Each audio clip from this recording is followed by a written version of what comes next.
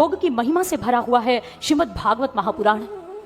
भगवत प्रेमियों, यह संयोग और वियोग क्या है? एक भक्त के जीवन के अंदर ये दोनों ही देखने को मिलते हैं। कभी उन्हें अपने परम आराध्य अपने प्रभु का साकार स्वरूप देखने को मिलता है, उनके सानिध्य में बैठने को मिलता है, उनके श्री चरणों में प्रणाम करने को सुअवसर प्राप्त होता है। यह भक्त के लिए संयोग की घड़ियां होती हैं। लेकिन जब एक बार कभी आराध्य या इष्ट इन आंखों से दूर हो जाते हैं, प्रभु का दर्शन प्राप्त नहीं होता और भक्त प्रभु को उलाहने भी देता है, उनकी याद में उनका दर्शन पाने के लिए तड़पता है, व्यथित होता है, तो उसके जीवन में वियोग के क्षण आ जाते हैं। लेकिन भगवत प्रेमियों, यह संयोग और वियोग बड़ा अद्भुत होता है, क्योंकि भक्त के जीवन में ना अकेला मिलन रस होता है, ना वियोग रस होता है। उसके जीवन में तो मिलन और वियोग दोनों ही रस प्रस्फुटित होते हैं। जब वो अपने प्रभु की याद में कहीं भी बैठकर रो लेता है, जब कभी भी उसे अपने प्रभु की स्मृतियां याद आती हैं जो उसके हृदय को उद्वेलित कर जाती हैं, उन स्मृतियों में डूबकर जब वो अश्रुपात करता है और उन घड़ियों में जब वो ध्यान में बैठता है, उन घड़ियों में उसे उसके प्रभु का दीदार अवश्य प्राप्त होता है। बाहर से चाहे उसके भगवान उससे दूर हो, लेकिन भीतर से उसके प्रभु उसके संग होते हैं। इसीलिए उस जीवात्मा के लिए यह वियोग नहीं होता, यह संयोग होता है। वियोग तो वह होता है जिस घड़ी में अपने प्रभु का सुमिरन करना भूल जाए, जिस समय उनकी दया करुणा और उनकी कृपा को भूल जाए। ये वियोग के क्षण होते हैं। महाप्रभु चैतन्य जो भगवान श्री कृष्ण जी के अनन्य भक्त हुए, महाप्रभु चैतन्य जी का जीवन देखिए। उनके चरित्र में आता है, वो जब कभी भी आकाश में काले मेघ देख लेते, श्याम वर्ण के बादलों का दर्शन कर लेते, तो भागते चले जाते नंगे पांव द्रुत गति से और पुकारते चले जाते, हाँ श्याम तुम कहां जा रहे हो प्रभु? क्योंकि उनको लगता है मेरे श्याम भी काले रंग के हैं, ये बादल भी काले रंग के हैं। मेरे प्रभु तो सगुण रूप में दर्शन नहीं दे रहे, लेकिन इस प्रकृति के माध्यम से ही उनकी झलक तो मिल रही है। और शिक्षा अष्टक एक ग्रंथ का उन्होंने निर्माण किया, रचना की। उसके अंदर चैतन्य महाप्रभु ने लिखा, आशीलस्य वा पादरतांग पिनष्टु वा यथा तथा वा विदधातु लंपटो मत प्राणास्तु न स एव नापराह। उन्होंने कहा, मैं तो अपने प्रभु श्री कृष्ण जी के चरणों में बैठा हूं, मैं तो उनके चरणों की धूल हूं, मेरा उनके अतिरिक्त इस संसार में अन्य कोई नहीं है। अब चाहे मुझ चरणों में बैठे अकिंचन जीव को वो पद प्रहार से दूर कर दे या अपनी भुजाओं को खोलकर मुझे अपने हृदय से लगा ले, ये तो उन पर निर्भर करता है।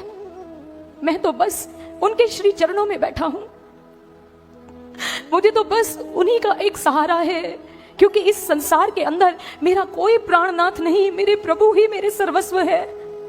वो मुझे अपने से दूर कर सकते हैं, लेकिन मैं अपने प्रभु को अपने से दूर नहीं कर सकता हूं, क्योंकि उनके अतिरिक्त मेरा कोई नहीं है। वह मेरे प्राणेश्वर है, मेरे प्राणों के स्पंदन है।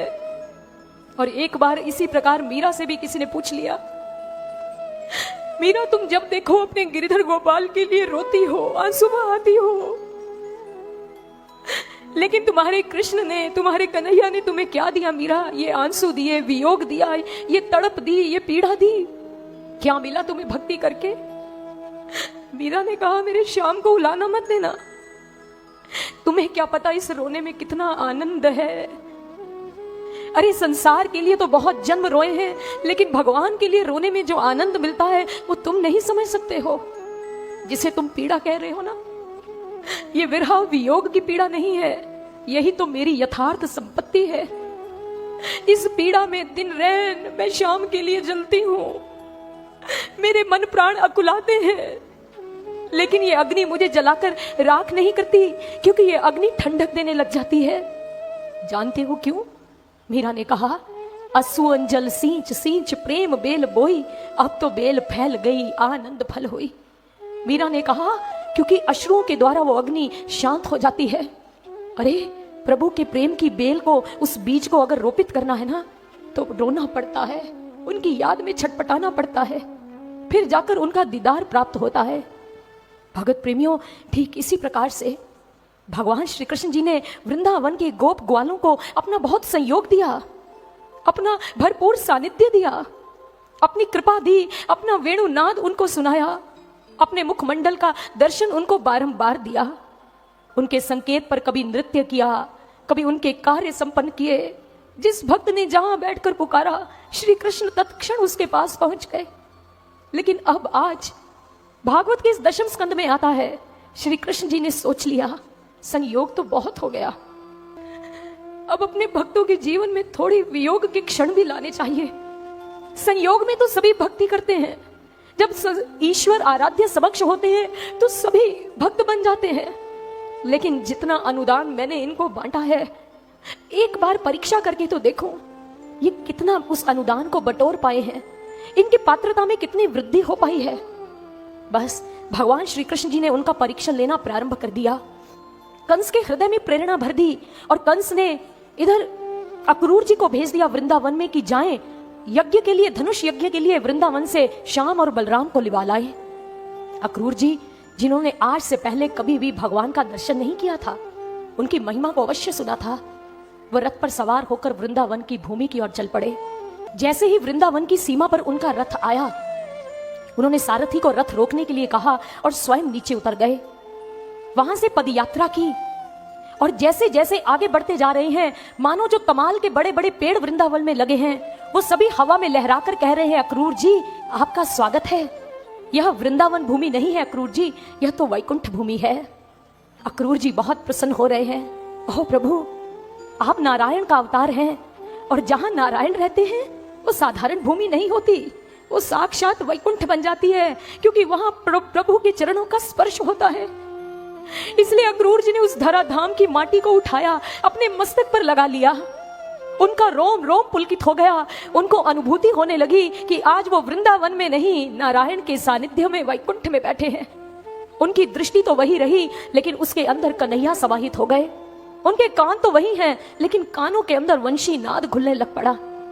हृदय वही है, लेकिन आज हृदय में प्रभु की भावनाएं उमड़ने लगी।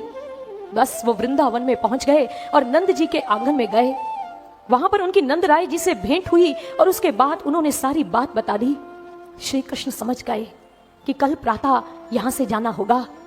भगवत प्रेमियों, भगवान श्री कृष्ण संध्या के समय गोकुल में उस वृंदावन में यमुना के तीर पर आ गए। यमुना के घाट के पास कदम्ब का पेड़ लगा हुआ है। उस कदम्ब की छत्र छाया में, घनी छाया के नीचे आकर खड़े हो गए।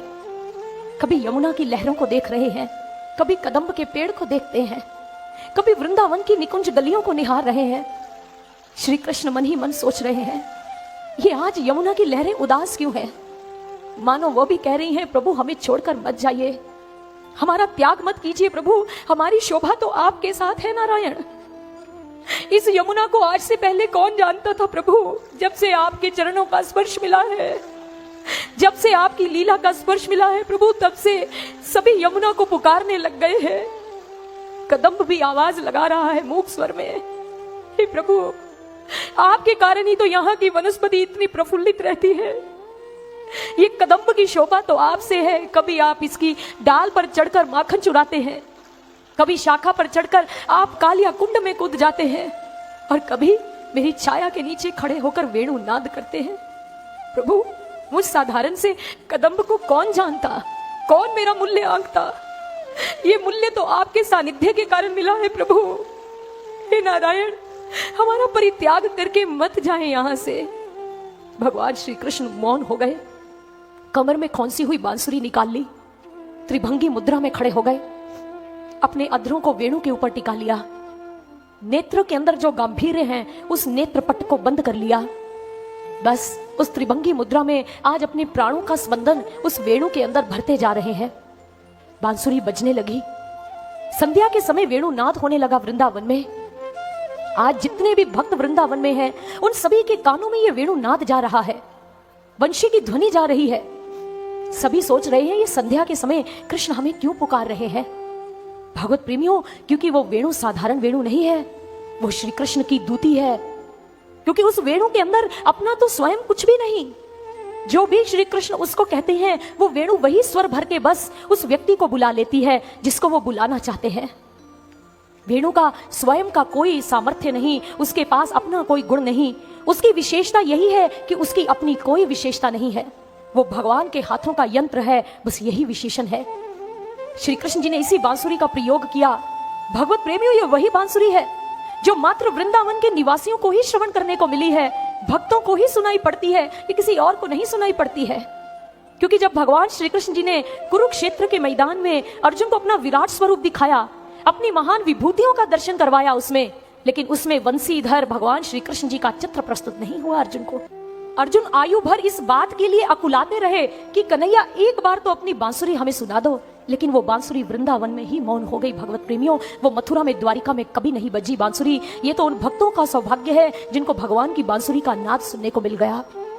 आज वो नाद मिला, बांसुरी के एक एक स्वर के साथ भक्तों के पास संदेश जा रहा है और भक्तों का हृदय भगवान के पास आने लगा। सभी भक्त यथाशीघ्र अपने कार्य को त्याग कर, गोप, ग्वाल, वृद्ध, बालक, सभी गोपियां, सभी उस यमुना के तीर पर आकर इकट्ठे हो गए। जैसे ही वहां पर एकत्रित हुए, भगवान श्री कृष्ण जी को वेणुनाद करते हुए देख लिया। मन ही मन सोच रहे हैं, कन्हैया आपने हमें यहां क्यों बुलाया है? कोई तो विशेष प्रयोजन होगा। और कृष्ण का मुख इतना गंभीर जान पड़ता है, आज से पहले तो इतनी गंभीरता देखी नहीं इनके मुखमंडल पर। जैसे ही प्रभु ने कुछ लम्हों के बाद, कुछ क्षणों के बाद वेणुनाद करना बंद कर दिया, उन्होंने अपने नेत्रों को उद्घाटित किया। नेत्र खोले, नेत्र खोलकर सामने देखा, सारे भक्त वहां पर उपस्थित हो चुके हैं। सभी ने कहा, कृष्ण आपने हमें इस समय यहां क्यों पुकारा है? भगवान श्री कृष्ण जी ने कहा, एक विशेष बात तुम लोगों से करनी है। विशेष बात यही है कि अक्रूर काका हमें मथुरा ले जाने के लिए पहुंच चुके हैं। भक्तों ने कहा, ठीक है प्रभु, आप जा सकते हैं। श्री कृष्ण जी ने कहा, लेकिन एक बात याद रखना, यदि हम कल प्रातः एक बार मथुरा के लिए चले गए तो पुनः कभी वृंदावन में लौट कर नहीं आएंगे। बस आज अंतिम पल में आप सभी से हम विदा लेने के लिए आए हैं। आज के बाद तुम्हें तुम्हारा कृष्ण नहीं मिलेगा। एक वृद्धा स्त्री को देखकर कहा, काकी तुम्हारा नन्हा मुन्ना कन्हैया, वो बाल कृष्ण तुम्हें अब देखने को नहीं मिलेगा। काकी काकी समीप आई, कन्हैया जी के मुख को, कपोल को अपने हाथों में पकड़ लिया। कहने लगी, लल्ला ऐसी बातें तो ना बोल। मुझे पता है मैंने तेरी मैया को तेरी माखन चोरी की कितनी उलाहने दिए हैं, तो मुझे इतना बड़ा दंड देगा रे? नहीं नहीं कन्हैया, तू तो मेरा लाल है, कोई माँ को छोड़कर भी जा सकता है पुत्र? कन्हैया ने कहा, हाँ काकी अब तो जाना पड़ेगा ना, मैया को छोड़कर भी जाना पड़ेगा, तुम्हें छोड़कर भी जाना पड़ेगा। सभी गोप उदास हो गए। प्रभु कहने लगे, अब तुम सभी को हमारे सगुण साकार स्वरूप का दर्शन प्राप्त नहीं होगा। जैसे ही भक्तों ने सुना, सभी के कंठ से निसृत होकर सिसकियां बाहर निकलने लगी। सभी कहने लगे, प्रभु इतना बड़ा दंड तो मत दीजिए कि आपके साकार स्वरूप का दर्शन प्राप्त नहीं होगा। प्रभु ने कहा, हाँ आज के बाद ये पीतांबरधारी कृष्ण आपको देखने को नहीं मिलेगा, कभी कभी नहीं मिलेगा। बस हम आपसे विदा लेने के लिए आए हैं। बस यही पूछना चाहते हैं, क्या आप लोग हमारे बिना जीवित रह लोगे? क्या हमारी याद में अपने जीवन को व्यतीत कर लोगे? इतना कहकर प्रभु तो मौन हो गए, भक्तों के मुख की ओर देखने लगे, क्योंकि आज वो उनकी परीक्षा ले रहे हैं, उनकी भक्ति की था को टटोल रहे हैं। भगवत प्रेमियों, एक भक्त ने कह दिया, कन्हैया कितनी अद्भुत बात की है आपने।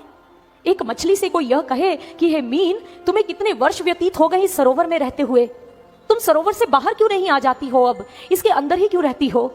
तो वो मीन यही कहेगी कि ये सरोवर मेरी आवश्यकता नहीं, ये सरोवर का जल मेरे प्राण है, मेरा जीवन है। मैं वर्षों से इसके अंदर हूं और वर्षों तक इसी के भीतर समाहित रहूंगी, इसके भीतर पड़ी रहूंगी, क्योंकि मैं ऊब नहीं सकती, ये मेरे प्राण और मेरे जीवन का प्रश्न है।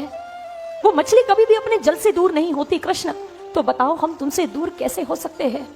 जिनके नेत्रों को तुम्हें देखने की आदत हो गई है कृष्ण, वो तुमसे दूर कैसे रह सकते हैं? श्री कृष्ण मौन भाव से भक्तों के उद्गारों को आत्मसात कर रहे हैं। भगवत प्रेमियों, भक्तों ने यही कहा, हे कन्हैया, इस भक्ति में इन आंखों की बड़ी निराली भूमिका है। इन आंखों ने सदा सदैव आपका दीदार पाया है, आपको अपनी आंखों में बसाया है। हे प्रभु, आपके अतिरिक्त हम किसी और को नहीं देखना पसंद करते हैं। आज भक्त बारंबार ये बात कह रहे हैं। जानते हैं इन आंखों की भूमिका कैसी होती है भक्ति मार्ग में? कहते हैं इन आंखों को अपने आराध्य को देखने की आदत होती है, उनका दर्शन उन्हें प्रिय लगता है। लेकिन जब उनके प्रिय स्वरूप, उनके इष्ट इन आंखों के सामने होते हैं ना, तो बस ये देखकर प्रसन्न हो जाती हैं। लेकिन जैसे ही वो कुछ पलों के लिए इनसे दूर हो जाते हैं, तो ये उनकी याद में छम छम बरसा करती है। ऐसे ही स्वामी राम तीर्थ जी जब भगवान की याद में होते थे, भगवान के लिए तड़पा करते थे उनके दीदार को पाने के लिए, तो वो अक्सर यही कहते थे कि हे प्रभु, यदि तुमने काले भूरे लाल रंग के बादल देखने हैं तो मेरी आंखों में आकर बैठो, मेरी आंखों में आकर देखो। यहाँ बादल ऐसे हैं जो सदैव तुम्हारी याद में वर्षा किया करते हैं प्रभु।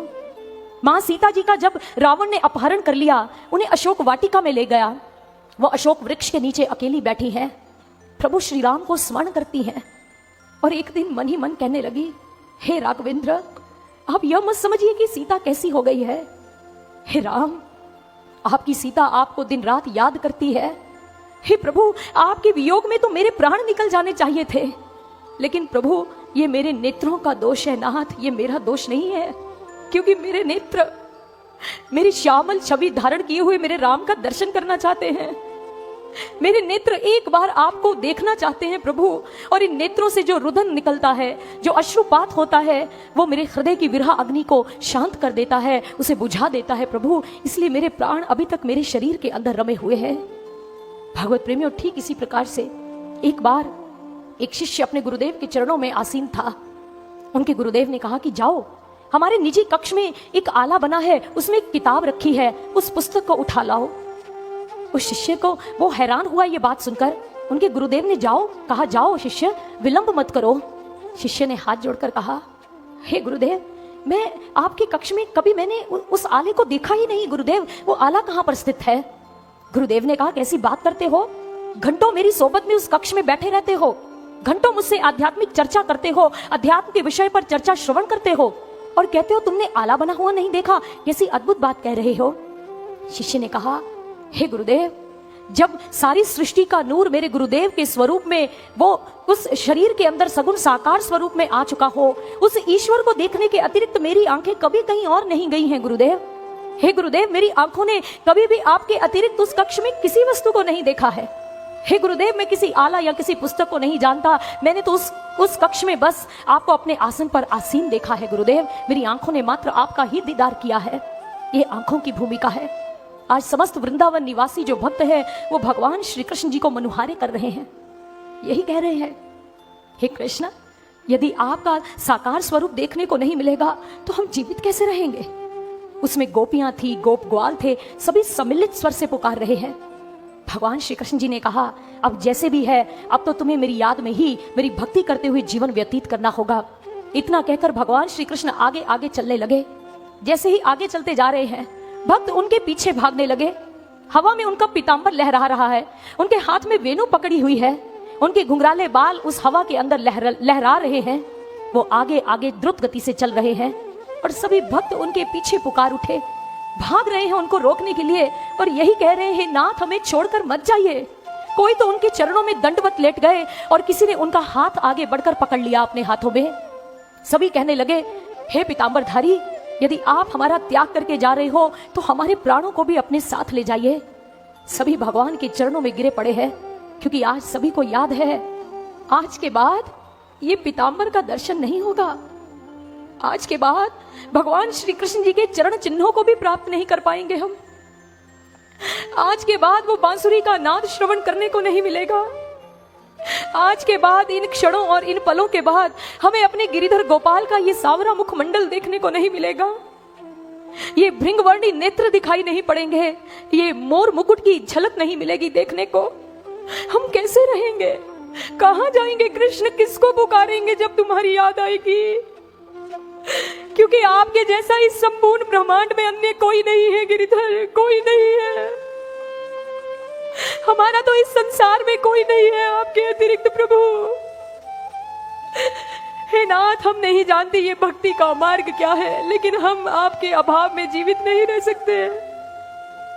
प्रातः होते ही आपका दर्शन करने को मिलता है, संध्या के समय भी आपका दीदार पाते हैं, कभी आपका वंशी नाद सुनते हैं, कभी जब आप गोपाल बनकर गौ चराने जाते हो तब आपका दर्शन मिलता है। पल प्रतिपल आपके दर्शनों ने ही तो हमारे आध्यात्मिकता को संबल दिया है।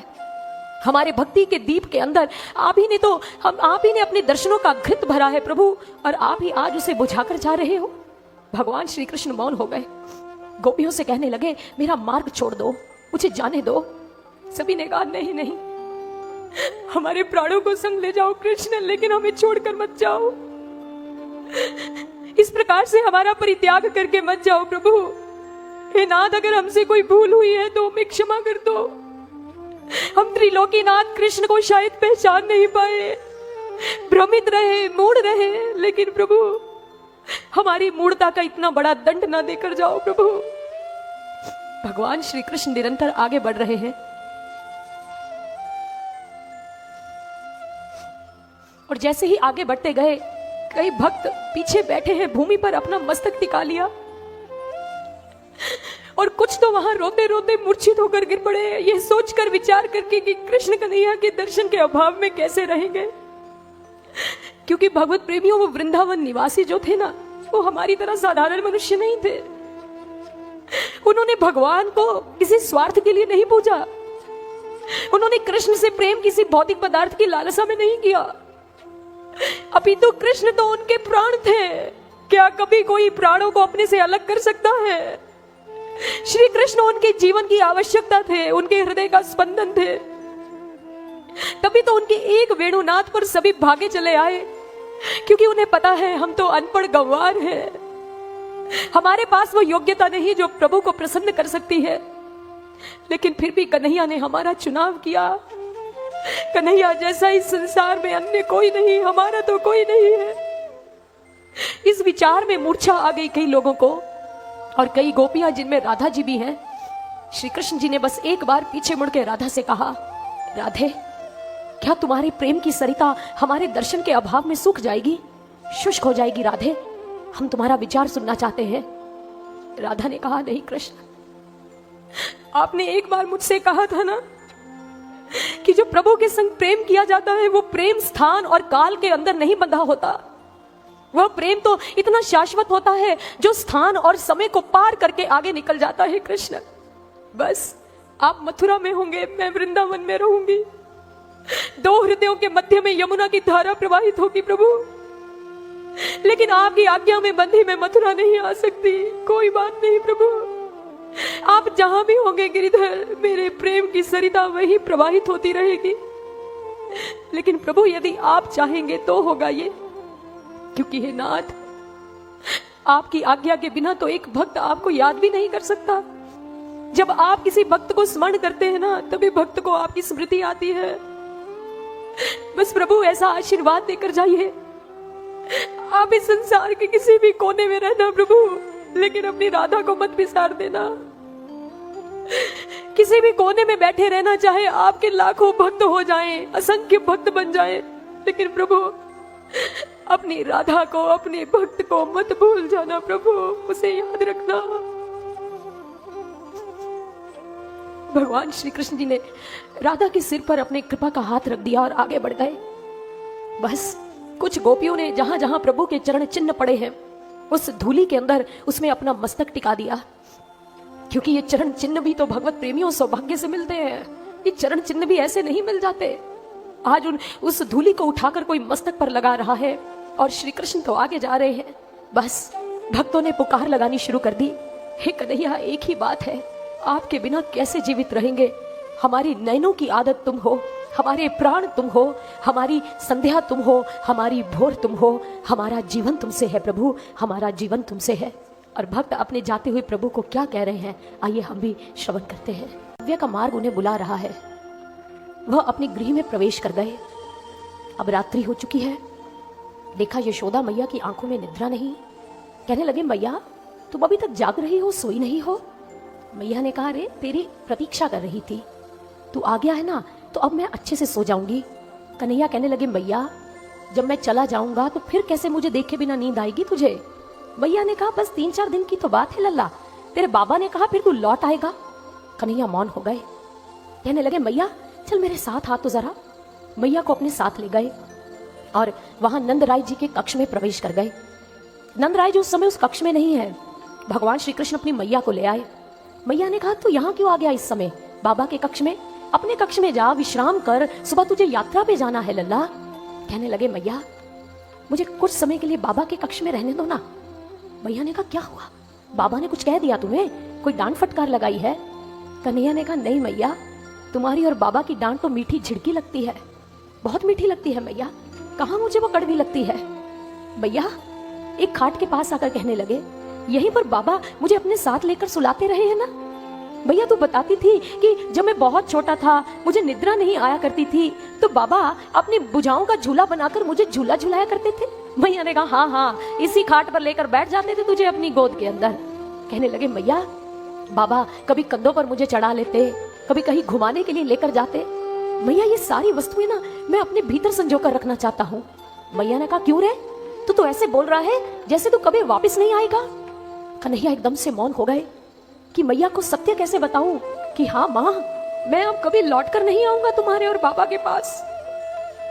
इसलिए तो मैया मैं बाबा की इन स्मृतियों को देख रहा हूं, इस चारपाई को, इस कक्ष की एक एक वस्तु को निहार रहा हूं, जिसके अंदर मेरा बचपन मुझे मिल रहा है, मेरा बाल्यकाल दृष्टिगोचर होता है।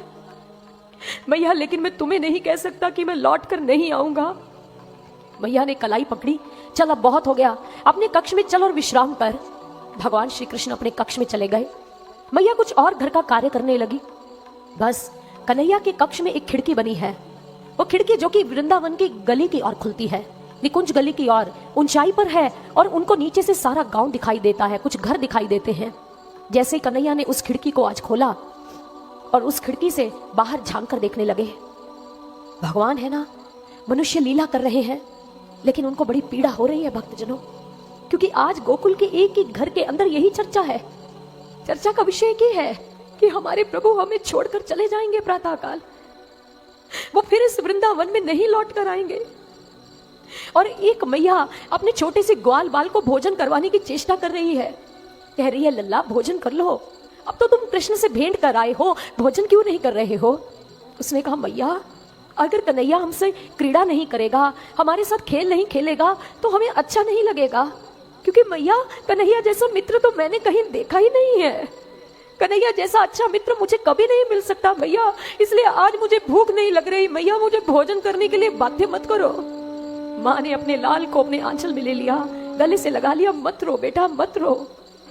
और इधर वृद्ध जन जिनकी आंखों में निद्रा नहीं है, घरों के अंदर बस अपने बिस्तर में करवटे ले रहे हैं, याद कर रहे हैं, अरे छोटा सा था ये नंदराय जी के घर में ये छोटा सा लल्ला, देखते ही देखते इतना बड़ा हो गया कि आज हमसे विदा लेकर जा रहा है। छोटा सा था जब उस अर्धरात्रि को यशोदा के घर में आया था, कैसे बधाई गाई थी, बधावा बांटा था, कैसे नंदराय यशोदा ने हमें भोज पर बुलाया था। ये वही कन्हैया है, हमें छोड़कर जा रहा है, जो हमें बाबा बाबा कहकर पुकारता है। सभी गोपियां भी जाग रही हैं। कौन माखन खाने आएगा, कौन मटकी फोड़ेगा, कौन कहेगा री गोपी तू कहां जा रही है, कौन है जो हमें नटखटपन से सताएगा। कोई नहीं है, क्योंकि कृष्ण जैसा कोई नहीं है। एक अकेले कृष्ण है जो सभी को प्रेम बांटने वाले हैं, सभी को, असंख्य भक्तों को, असंख्य लोगों को अकेले श्री कृष्ण ऐसे हैं। आज की रात्रि भक्तों की आंखों में निद्रा नहीं, यह रात्रि व्यथा, उत्पीड़न और निराशा लेकर आई है। भक्त सोच रही है रात्रि ही क्यों बनाई विधाता, अगर ये रात ना होती तो भोर ना होती, प्रातः ना होती तो हमारे कन्हैया हमें छोड़कर ना जाते हैं। हे प्रभु, ये रात्रि का निर्माण तुमने क्यों किया है। श्री कृष्ण जी को उन सभी के भाव स्पर्श कर रहे हैं, क्योंकि भगवत प्रेमी वो अंतर्यामी है। अगर भगवान को भक्त की पुकार नहीं पहुंचेगी तो किससे सुनेगी। श्री कृष्ण जी एक एक के भावों को आत्मसात कर रहे हैं। थोड़ा कठिन हो रहा है उनके लिए। मैया पीछे से आई, उनके कंधे पे हाथ रखा, कहने लगी तू सोया नहीं रे अभी तक, ये क्या घरों को झांक रहा है खिड़की से, क्या हो गया है तुझे, इधर इधर आ मेरी ओर। मैया ने जैसे ही कन्हैया का मुख अपनी ओर पलटा तो मैया देखकर आश्चर्य में डूब गई। कहने लगी कृष्ण, तुम्हारे नेत्रों में नमी है, तुम रो रहे हो कृष्ण। कृष्ण ने झट से अपनी मैया को अपने गले से लगा लिया, अपना मुख उनके कंधे पर रख दिया और कुछ आंसू उनके कंधे पर भी आ गए। कहने लगे नहीं नहीं मैया, मैं कहाँ रो रहा हूँ, अपने आंसुओं को पोंछ दिया। मैया ने कहा झूठ मत बोल तू मेरे से, माँ से कोई झूठ कह सकता है, इधर आ। मैया कन्हैया की खाट के पास उन्हें ले आई। मैया ने गोद में कन्हैया का सिर रख लिया, प्यार से सहलाने लगी। कन्हैया मैया के ममत्व को प्राप्त करने लगे, लेकिन मन बहुत उदास है। जानते हैं क्यों भक्तजनों? क्योंकि हमारे श्री कृष्ण जी के जीवन में आप देख लीजिए कितने संघर्ष आए, ऐसी प्रतिकूल परिस्थितियां आई, कठिनाइयां आई। अरे जिनका जन्म ही कारावास में हुआ, इससे बड़ी क्या कठिनाई हो सकती है जीवन की। जो अपने जन्म होते ही माता पिता से दूर हो गए, जिन्होंने जन्म दिया, कितनी बड़ी पीड़ा का विषय है। लेकिन कृष्ण की आंखों में कभी आंसू नहीं आए, उनकी आंखों में नमी आई, उनके नेत्र सजल हुए, लेकिन तब हुए जब उनके भक्त रोए, जब उनके भक्तों के हृदय की व्यथा पिघल कर आंसुओं का रूप लेकर बहने लगी, तब कृष्ण भी रोए। अगर भक्त तड़पे तो कृष्ण भी तड़पे, अगर भक्त उनके लिए छटपटाए तो श्री कृष्ण भी अधीर हुए कि मैं अपने भक्त से मिलाऊं, एक बार उसे अपने गले से लगाऊं। लेकिन भक्त ही है जो भगवान को रुला सकते हैं, और किसी में ऐसा सामर्थ्य नहीं, किसी परिस्थिति में भी सामर्थ्य नहीं कि हमारे भगवान के नेत्रों से एक अश्रु भी ले आए। नहीं, ऐसा ही तो प्रभु का भक्त था ना सुदामा। सुदामा जो बहुत गरीब है और द्वारिका में कृष्ण से भेंट करने निकल गया है। जैसे ही बड़े प्रयास दिनों के बाद यात्रा करके द्वारिका में पहुंचा, द्वारपालों ने उपहास किया। उन्होंने कहा, भाई कौन हो विप्रदेव, क्या चाहिए, कोई दान दक्षिणा लेने आए हो? उन ब्राह्मण ने कहा, नहीं, अपने कृष्ण के दर्शन का दान लेने आया हूं, उनका दर्शन करने आया हूं। इस अकिंचन ब्राह्मण को कुछ नहीं चाहिए, कोई भौतिक पदार्थ नहीं चाहिए, मेरे प्रभु का दर्शन चाहिए। उन द्वारपालों ने उपहास किया, अपनी छव तो सुधार लो, फटी धोती है, बिखरे सूखे बाल है, नंगे पांव हो, सिर पर कोई पगड़ी नहीं है। अरे क्या द्वारिका नाथ से ऐसे भेंट करने जाओगे? सुदामा रो रहा है, तुम भी मेरी गरीबी का उपहास कर लो, कोई बात नहीं, संसार करता है तुम भी कर लो, लेकिन फिर भी एक बार मेरे कृष्ण को बता दो उसका मित्र सुदामा आया है। सुदामा की करुण ध्वनि को जैसे ही कन्हैया ने सुना, उस समय महल के ऊपर छत पर बने कक्ष में बैठे हैं रुक्मिणी जी के साथ। उन्होंने पूछा, कौन आया है द्वारपालों, नाम क्या है, कौन आया है जो रो रहा है? द्वारपालों ने कहा, जी अपना नाम सुदामा बताता है। श्री कृष्ण जी ने जैसे ही सुदामा शब्द सुना, द्रुत गति से उस महल की ऊपर की उस अट्टालिका के कक्ष का त्याग करके नीचे की ओर भागे चले आए। नंगे चरण है, तन पर मात्र धोती है, भागे आ रहे हैं। रुक्मिणी पीछे आई, नाथ मुकुट तो पहन लीजिए, नाथ पादुका तो धारण कर लीजिए, नाथ कहाँ जा रहे हैं?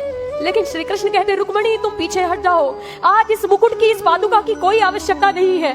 आज हमारा भक्त हमसे मिलने आया है रुक्मिणी, जो किसी औपचारिकता का विषय नहीं है। भगवान श्री कृष्ण भागते जा रहे हैं। सभी दास दासियों ने देखा और महल के मुख्य द्वार को खोल दिया। और दृश्य क्या था? महल के मुख्य द्वार के ठीक बाहर सुदामा खड़े हैं दीनहीन से बनकर, और महल के अंदर से कृष्ण भागे आ रहे हैं। सुदामा ने दूर से ही अपने प्रभु को देखा और कहा, देखो द्वारिका नाथ, तुम्हारा सुदामा आ गया है। श्री कृष्ण जी ने भी पुकार लगाई, सुदामा मित्र मैं आ रहा हूं तुमसे मिलने के लिए। भागे चले आ रहे हैं। और भक्तों ने कैसा दृश्य देखा है भक्तजनों? दृश्य क्या है? अगर सुदामा भी कृष्ण की याद में रोते आए हैं, तो आज कृष्ण की आंखों में भी उनको देने के लिए आंसुओं की नमी है, ये भेंट है, वो भी रो रहे हैं। सुदामा ने सिर पर पगड़ी नहीं पहनी है ना, उसका उपहास हुआ इस कारणवश, इसलिए भगवान श्री कृष्ण जी ने भी सिर पर मुकुट धारण नहीं किया है।